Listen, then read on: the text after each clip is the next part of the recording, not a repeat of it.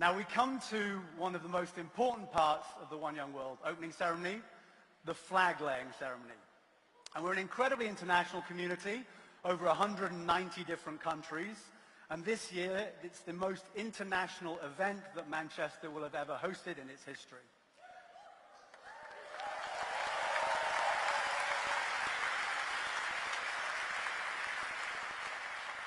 And of course, we're all proud of our individual countries and cultures, but by bringing all of the world's flags together, we show that the bond of humanity is stronger than that of nationality or language.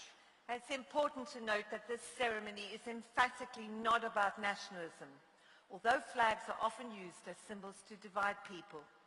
This ceremony is to show that all of us truly care about every nation on earth and the young leaders of those nations. There are some countries here that other organizations have chosen to ban or boycott. At One Young World, we have chosen not to do so because we recognize that authoritarian figures do not represent the whole of their populations, especially the young.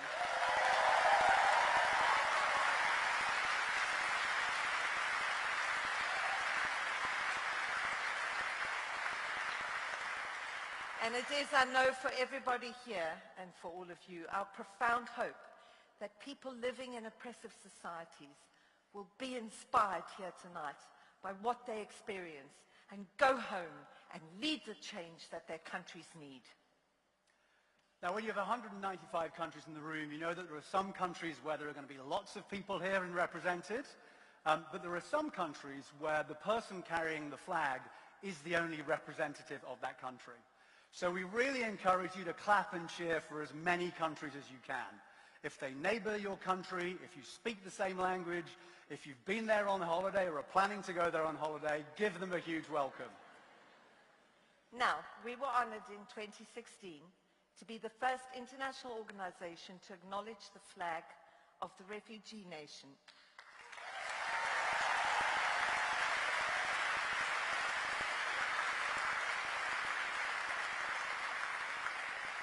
For those of you who don't know this flag, it is orange for the life vest of the people on the small boats, with black stripes representing the life vest straps. It is a flag of people around the world who are refugees. Thank you. In May of 2022, for the first time in our human history, the global displaced population reached 100 million. So would you please give a huge One Young World cheer for the flag of the refugee nation?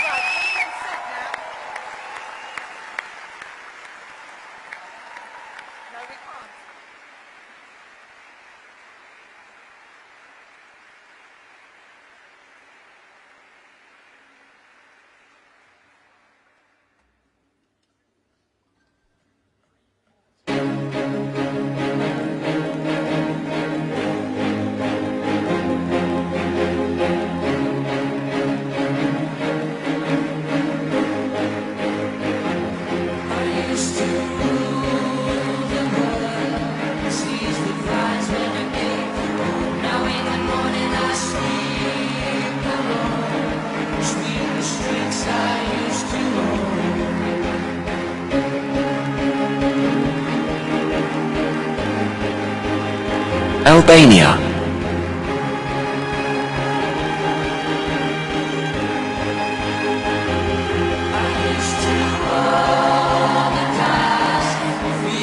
Algeria.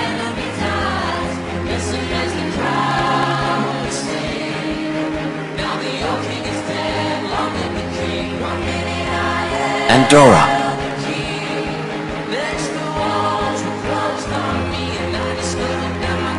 Angola,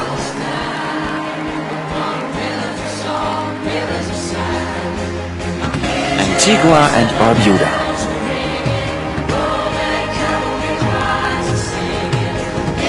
Argentina,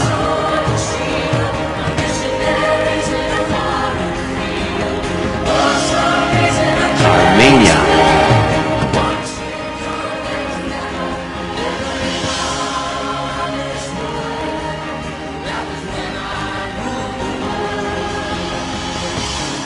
Australia,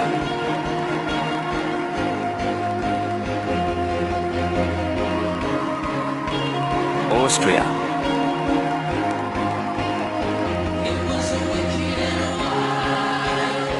Azerbaijan,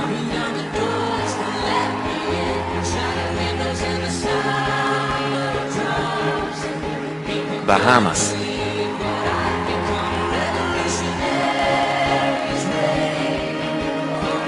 Bahrain,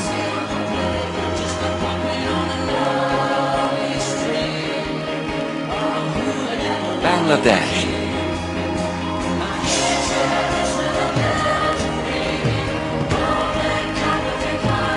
Barbados,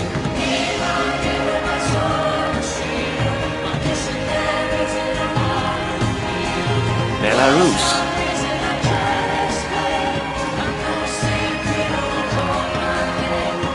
Belgium,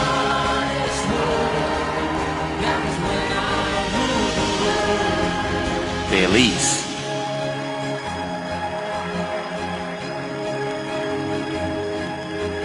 Benin,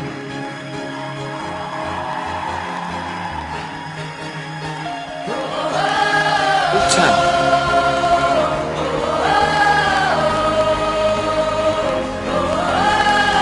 Bolivia,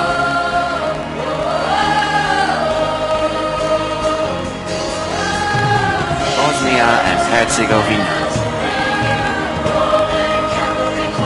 Botswana,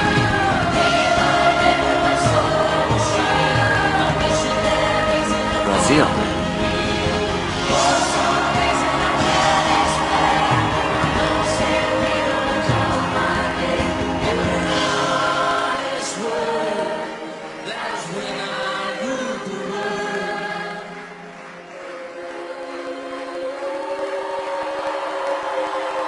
Brunei,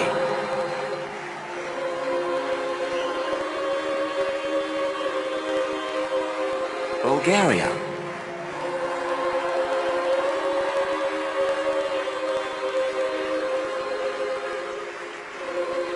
Burkina Faso,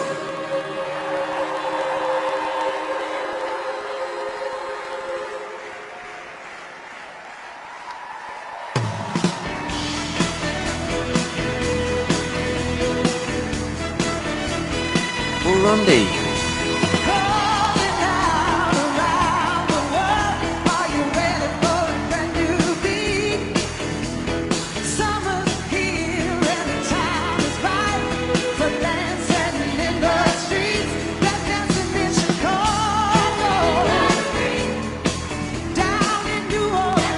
Cape Verde,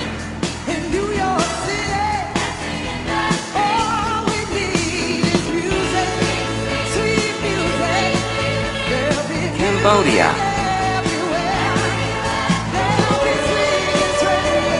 Cameroon,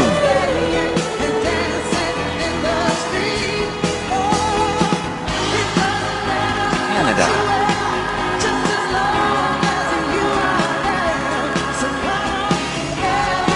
Central African Republic,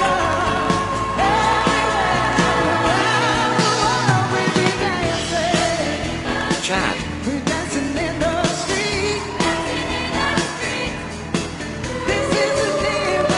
Chile,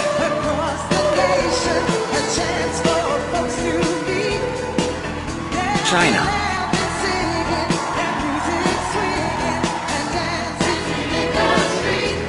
Colombia,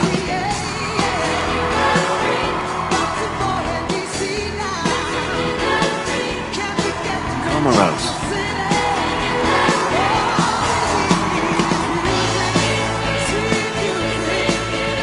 Democratic Republic of the Congo.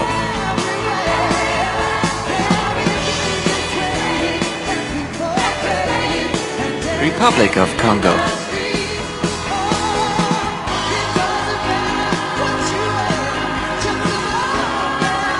Costa Rica.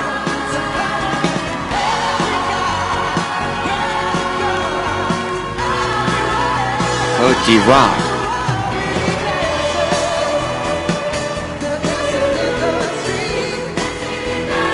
Croatia.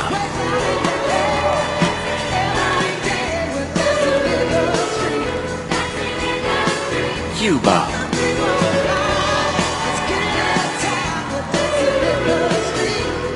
Cyprus.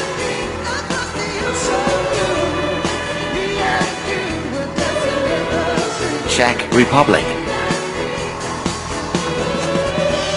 Denmark. Djibouti.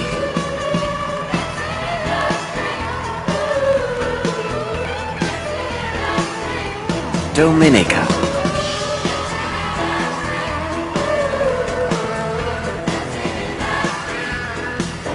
Dominican Republic. Ecuador. Egypt.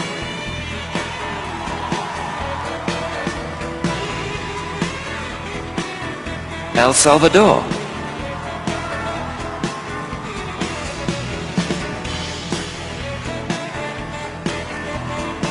Equatorial Guinea.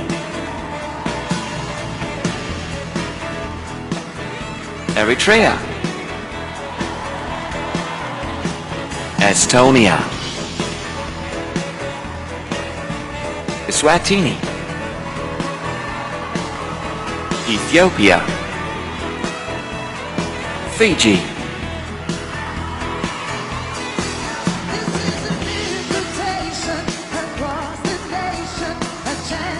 Finland.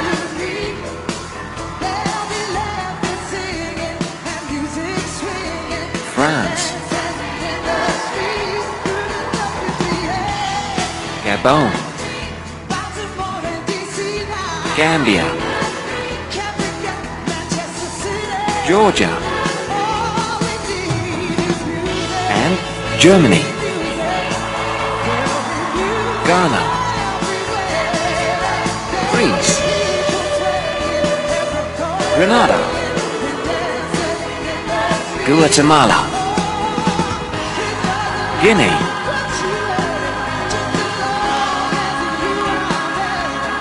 Guinea-Bissau. Guyana.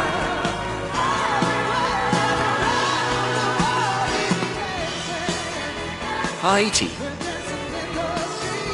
Holy See. Honduras. Hungary. Iceland. India. Indonesia. Iran. Iraq. Ireland. Israel. Italy. Jamaica. Japan. Jordan. Kazakhstan. Kenya. Kiribati. Democratic People's Republic of Korea. Republic of Korea. Kosovo. Kuwait. Kyrgyzstan. Laos. Latvia. Lebanon. Lesotho.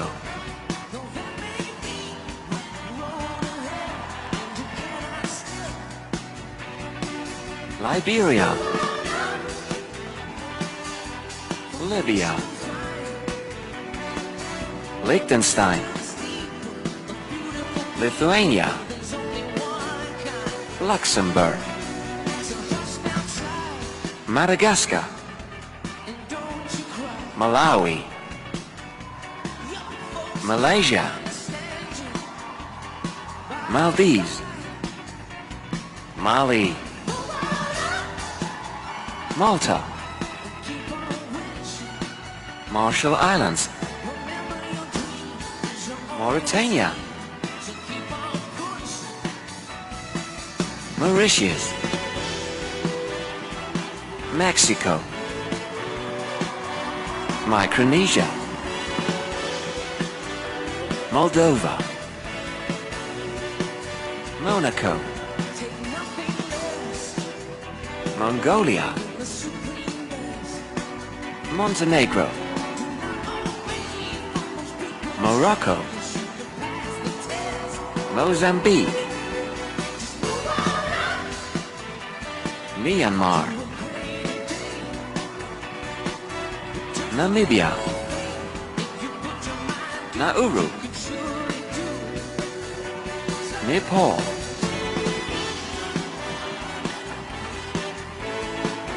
Netherlands, New Zealand, Nicaragua, Niger,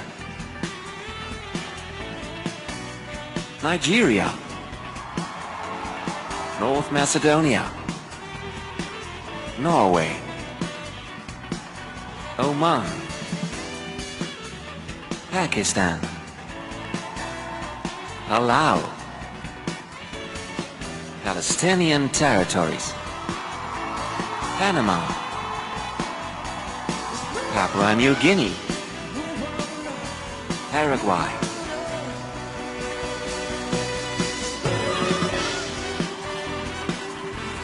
Peru,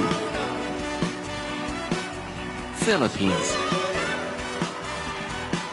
Poland, Portugal,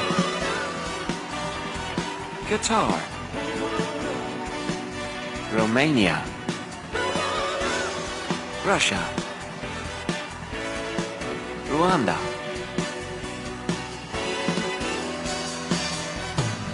St. Kitts and Nevis, St. Lucia,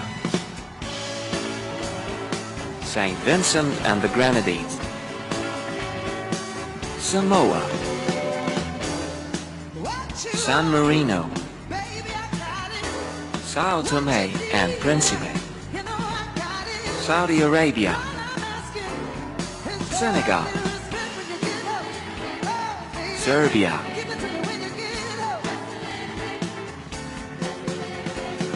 Seychelles,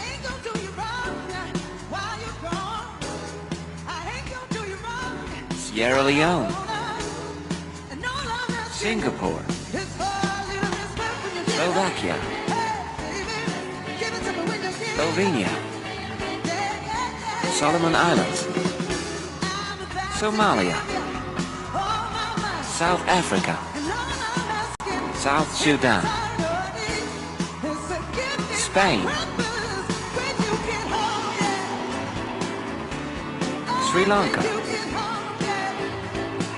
Sudan, Suriname, Sweden, Switzerland,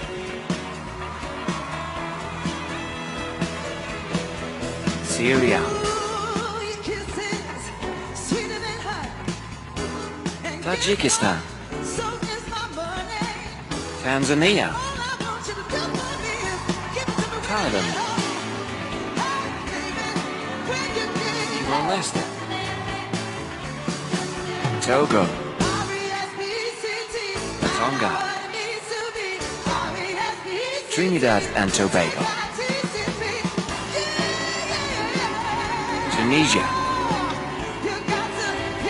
Turkey, Turkmenistan, Tuvalu, Uganda,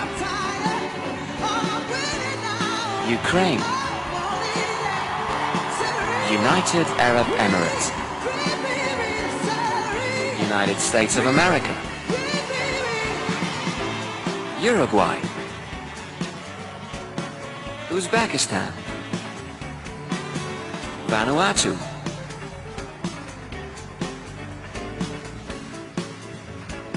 Venezuela, Vietnam, Yemen, Zambia,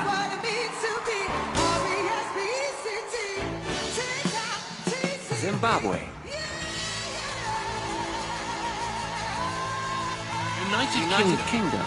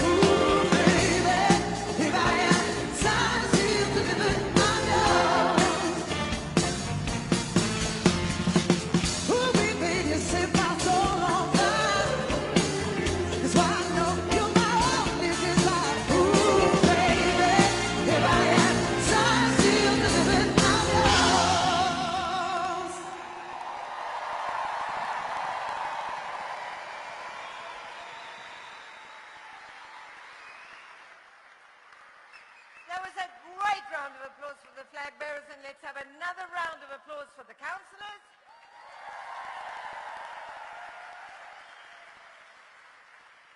And what you see from that 190 countries is a lot of countries. Now, it's a real honor for me to introduce our next speaker of the evening. She's the former and the first woman president of Ireland. She went on to serve as the UN High Commissioner for Human Rights from 1997 to 2002. She's dedicated her life to the pursuit of human rights and climate justice. She's the chair of the Elders. She's back with us at One Young World for the 7th time. Please welcome returning One Young World Councillor, President Mary Robinson.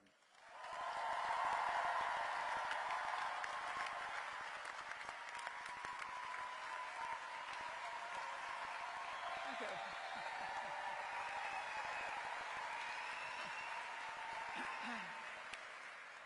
It's so great to be back at One Young World again, and thank you, Kate and David, for bringing us together and bringing us post-COVID back into this wonderful opportunity. I love to see your bright faces and know the commitments you've made locally and internationally in order to be here. I want to talk about the importance of leadership in a challenging world. Indeed, never before has leadership been more important, as the world divides between autocratic leadership and democratic leadership. The divide is even opening up within states. This matters, particularly because we face two existential threats, which could, in fact, destroy our humanity. The climate crisis more slowly, and a nuclear disaster quite suddenly. I've thought a lot about leadership. I remember a joke about weak leadership. There go my people, and I must follow, for I am their leader. We don't want that kind of leadership. It's worth looking briefly at the two main styles of leadership we see in the world. Firstly, authoritarian or autocratic leaders. They are strongly focused on command by the leader and control of the followers.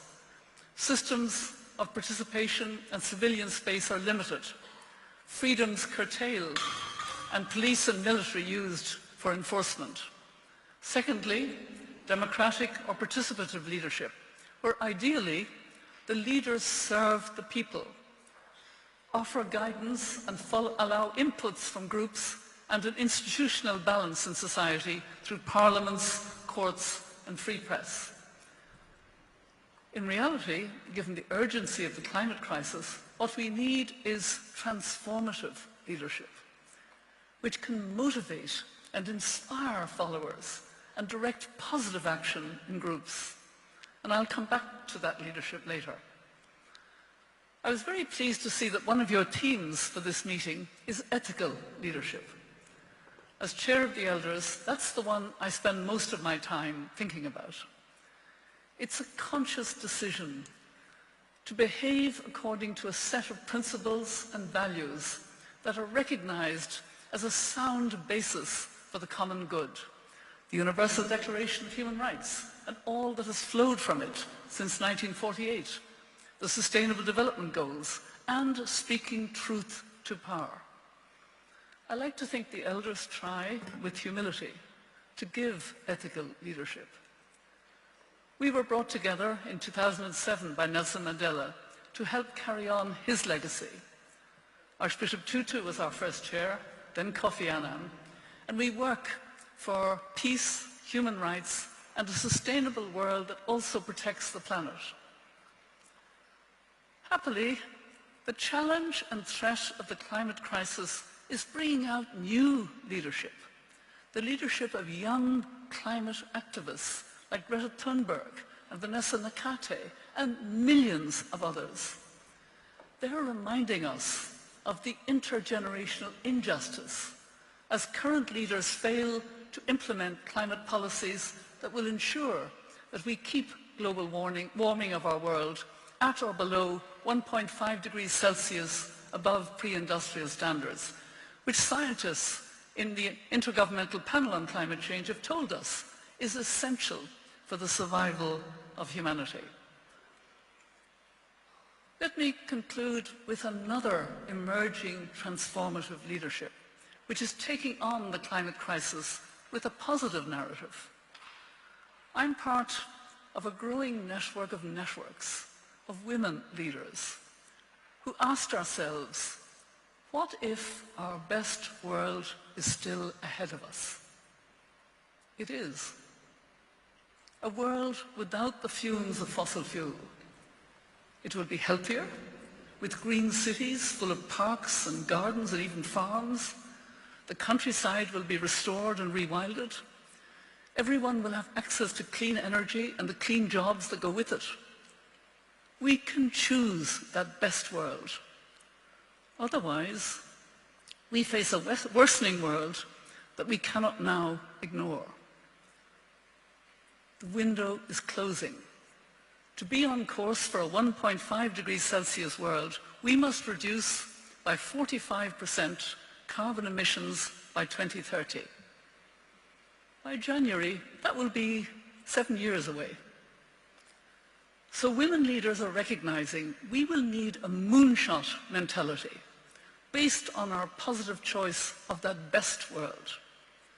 We need to build a broad climate justice campaign, linking with young climate activists, indigenous communities, faith-based groups, artists, and the progressive private sector.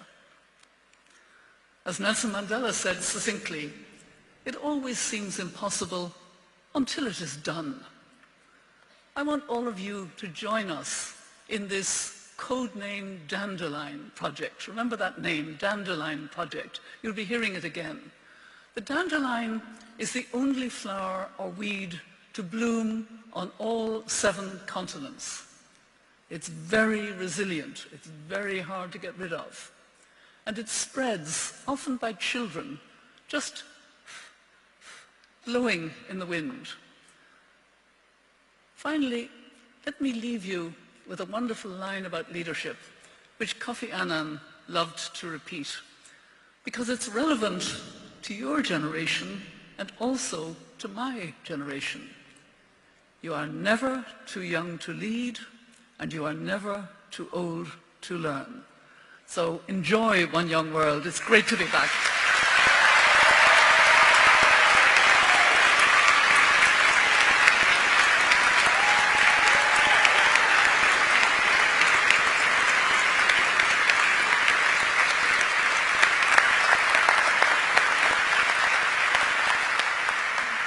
Thank you, our beloved Mary, and thank you for all of the years of support for the One Young World community. Our next speaker is by now a very familiar face here at our summit. Back in 2010, this rock star lent his support to us as one of our very first One Young World councillors. And what he said when he heard about the idea for One Young World, he said, yeah, this could be creative enough. This is a person that in his 20s was really the first on the global stage to bridge the gap between music and entertainment and political activism. He's been nominated 8 times for the Nobel Peace Prize. He's a recipient of a knighthood. His activism through Live Aid, Band Aid and Feed the World have raised millions upon millions in aid of humanitarian projects. We're so proud and we're so grateful. Would you please welcome back to One Young World, Sir Bob Geldof. Thank you, chaps. Thank you. Thank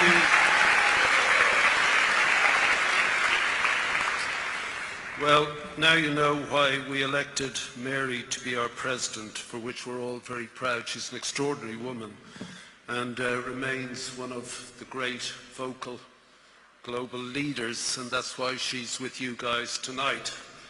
And following on from someone like Mary or Kofi Annan, who used to join us every year, or Mohammed Yunus, who can't leave Bangladesh because some creeps want to keep him locked up there.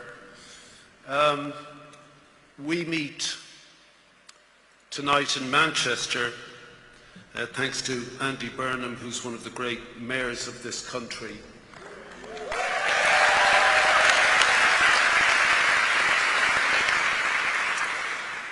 But there's no denying that the joy that we celebrated with all those flags, with frankly the best soundtrack that One Young World have come up with in the 28,000 years we've been doing this.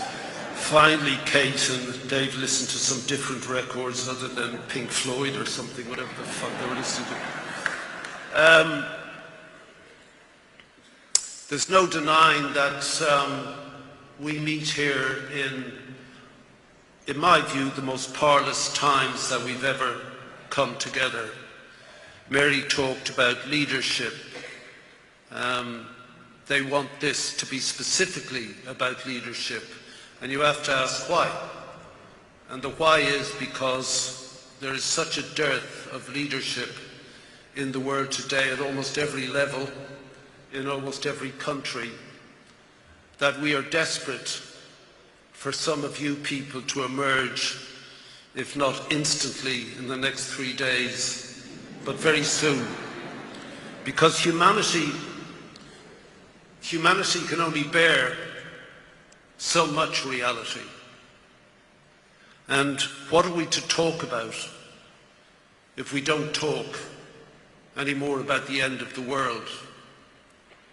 I have children, I have grandchildren, and I move amongst people of your age, and the talk is almost about where's this going, and there's a full stop after where's this going. When we have leaders who believe that it's okay to kill other people simply because they were waving one of those flags you waved tonight, we have a problem. Is there anyone in this room prepared to kill someone who on this stage carried a flag that you don't agree with? And the answer to that, of course, is no. And the reason for that is because we are civilized people, because we don't pay obeisance to nationalism, that crudest, that most childish, that most infantile and facile of all political ideologies. I was talking to James Chan from China, who is a great man and we've known for many years, and I was saying that nationalism is a perversion of that thing we saw tonight, that natural sense of belonging to a place and a people, and that we celebrate both the place and the people. But there are others, and we know their names, and they are in this country also. Just before I came into this building, there was a van playing the British national anthem, perverting the national anthem, with a banner alongside it saying "Britain first, Britain for the British." Now this happens in every country, and it makes me sick, because that natural sense of place and belonging can be curdled with people of ill intent into an abusive political ideology that allows you to invade other people's places and homes, and most bizarrely, allows you to wantonly kill them. For what? For some mythic notion? Some spurious reason to maintain power? And why do you want that power? What's the point of power if it isn't to stop the conversations about the end of the world? Mary has worked tirelessly for climate change. If it increases, and she is more specific about this, but if it goes to 3 or 4% increase, that refugee nation, which was the first flag we saw, which we stood up for, magnify that 1,000 times. So be under no illusion here tonight. We are in a period of change that will be talked about in 300 years if we make it through. Old structures are falling apart. The ones that my generation built didn't work. We failed. The French president 3 days ago talked about the end of the age of abundance. And so you walk into this world, but you walk into it with your eyes wide open. It's not just if a leader is facing defeat, he's got a finger on a button. When I was a boy, I joined the campaign for nuclear disarmament. I shared a bedroom with my dad. He slept in one side of the room, I slept in the other. And he had a picture of the Virgin Mary over his head, and I had a picture of a nuclear bomb exploding, a big mushroom cloud with the single word "no" underneath it. And largely no has been the providing animus, the philosophy behind my life up to this point. But no to the despots, no to the autocrats, no to the killers and the would-be leaders who will not allow us to breathe, let alone live the life that you wish to, and a world you wish to leave to your children. So leadership, yes, but where is it? I struggle to find it. I struggle to meet it. I struggle to hear the discourse around it. I was reminded coming in here, because Kate asked me specifically to talk about examples. Well, in 2005, myself and a couple of other pop singers and Kofi Annan went up to Gleneagles to meet with the Prime Minister of Great Britain at the time and the G8 leaders, including Vladimir Putin. And these 8 men, as it was at the time, sat around a table for 3 days. In those 3 days, 58 people were murdered in London by Al-Qaeda. Straight afterwards, Britain was awarded the Olympic Games. But in the meantime, these 8 people with diverging interests sat down to talk about the poorest people in the world. Those who are now refugees coming to our countries, and increasingly for a better life from war and from climate change. And they sat down and they used consensus, conversation, compromise to do something they really didn't want to do, because I had talked to them all. They agreed that they would uniquely take the noose from around the neck of the poorest countries in Africa by removing their debt. And they doubled the aid to Africa from that point on. Now, can you seriously, all of you in this room, imagine Xi Jinping, Putin, Erdogan, Trump, Biden, or Johnson, who's just left us? Oh, I'm saying nothing. Don't let me say it. I'm saying nothing.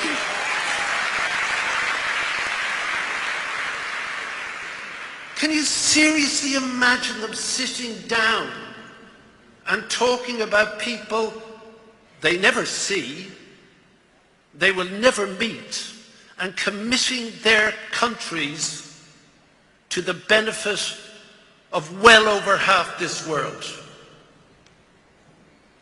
But it's possible. It is possible. It's just not possible now with these, oh God, the word I want to use, but Kate will kill me, who run all our countries now. So the gig here is that you get to run your countries. Please don't turn out to be a creep. Please turn out to do what you really can do, because it is really possible to talk about something other than the end of the world.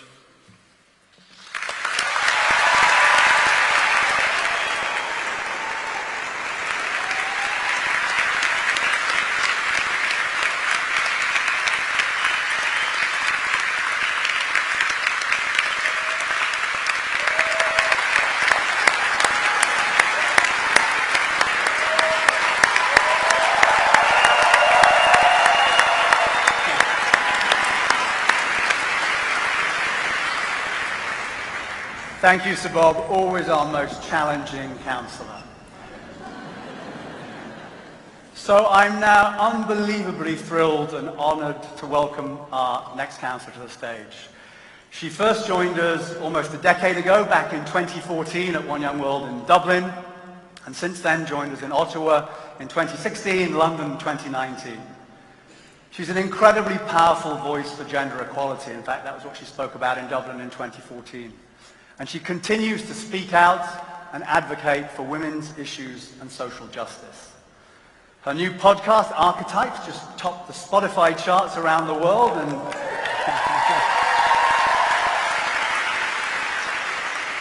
and in it, in conversation with another incredible, powerful woman, in fact the greatest athlete or greatest tennis player of all time, Serena Williams. So please Please give a very warm One Young World welcome to the co-founder of Archwell, Meghan, the Duchess of Sussex.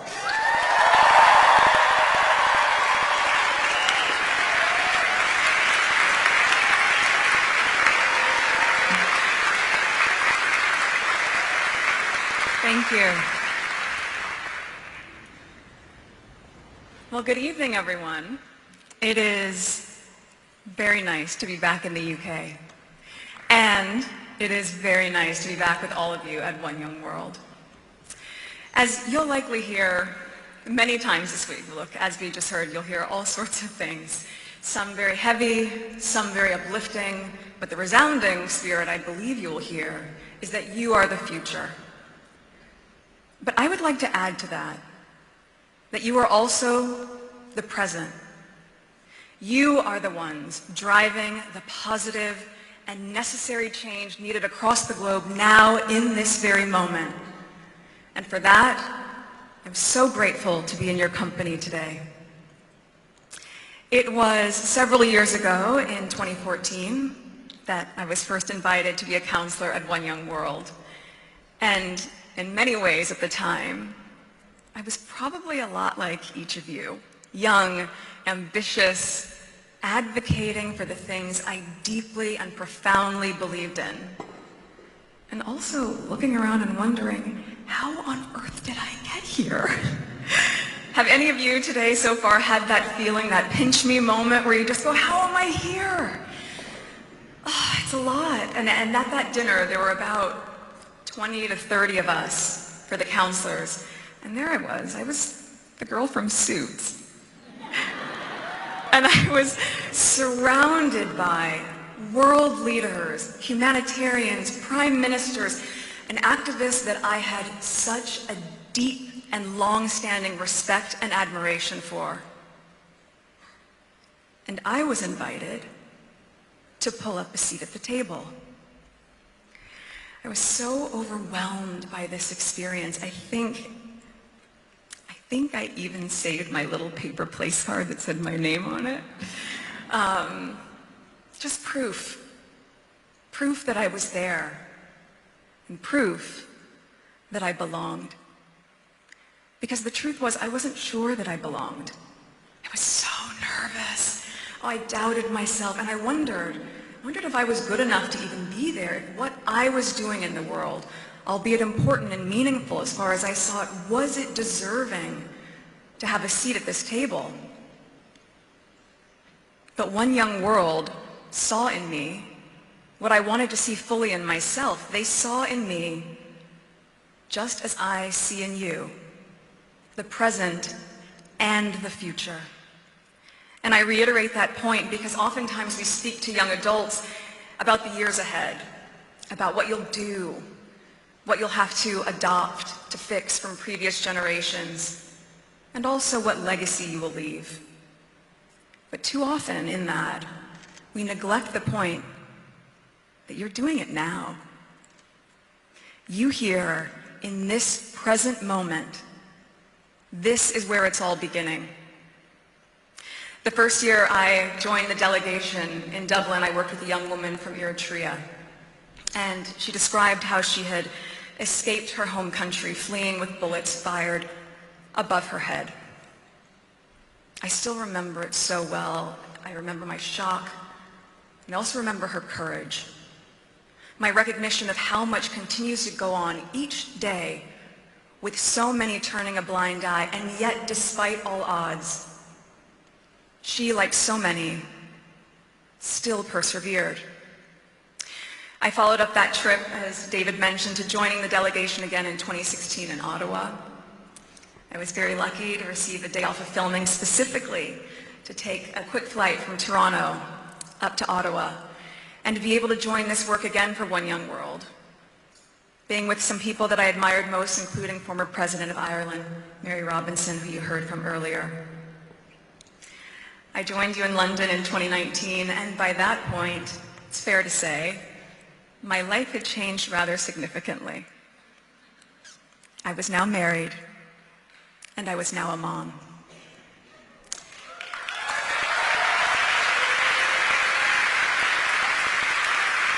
My worldview had expanded exponentially, seeing the global community through the eyes of my child.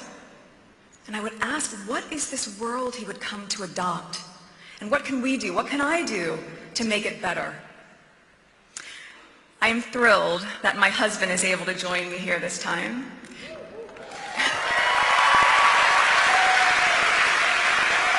To be able to see and witness firsthand my respect for this organization, this incredible organization, and all that it provides as well as accomplishes. One Young World has been an integral part of my life for so many years before I met him. So to meet again here on UK soil with him by my side makes it all feel full circle.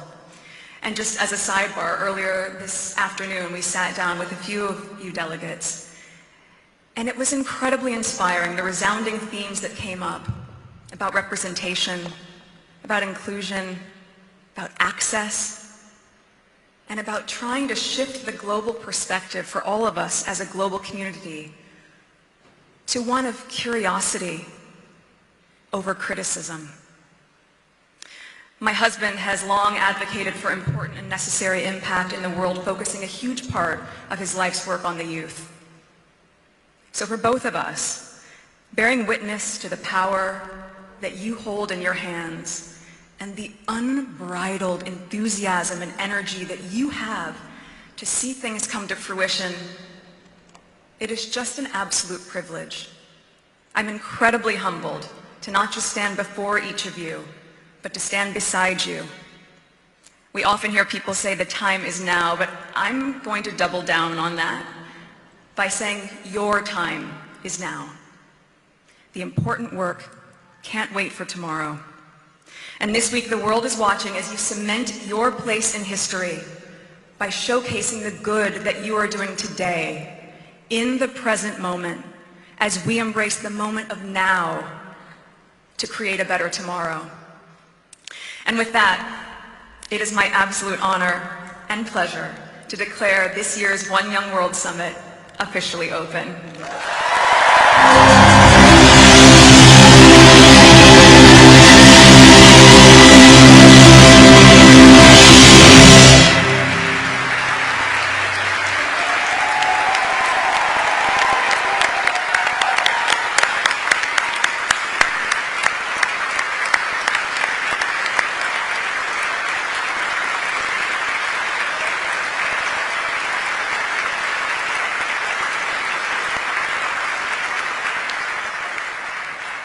Meghan, thank you.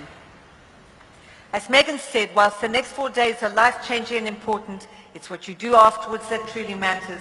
And we now invite these wonderful councillors to leave the stage and give them that huge cheer. Thank you to the 2022 councillors who may leave the stage.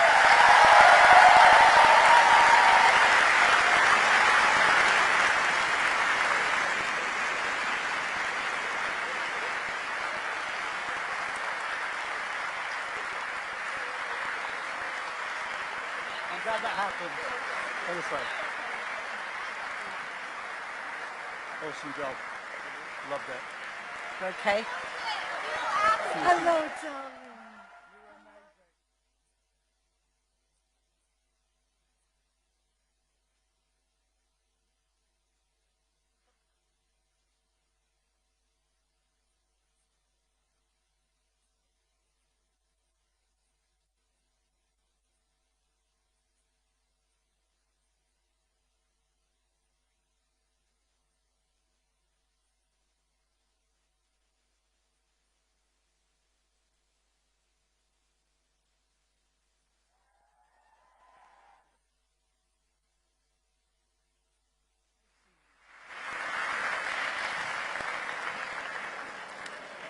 So, the One Young World community of ambassadors is creating amazing impact in every country in the world.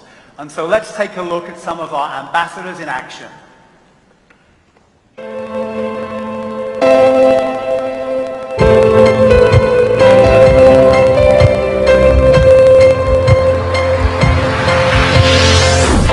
Even in these uncertain times, One Young World ambassadors are creating a sustainable future for all. They are rebuilding communities across the globe, harnessing the power of their convictions. Following their example and act now. We need young leaders like you to take action on climate to protect our planet. We've now rescued 100 million meals from going to waste. Your community back home is worth fighting for. We can bring about a better world for all. The topic of mental health still carries a huge stigma here in Nigeria. One charity is trying to change that. We have more than 1,500 volunteers on the ground across 18 states in the country. This has redefined my thinking. We thank you. One Colombian has come up with a unique solution to the problem of collecting rainwater. Ecomuros are now being built in Mexico and Guatemala. Only this year we have 50,000 beneficiaries. That is such amazing. One Young World is raising funds for charity. One artist, Soy Ferrer, has sold 5 NFTs.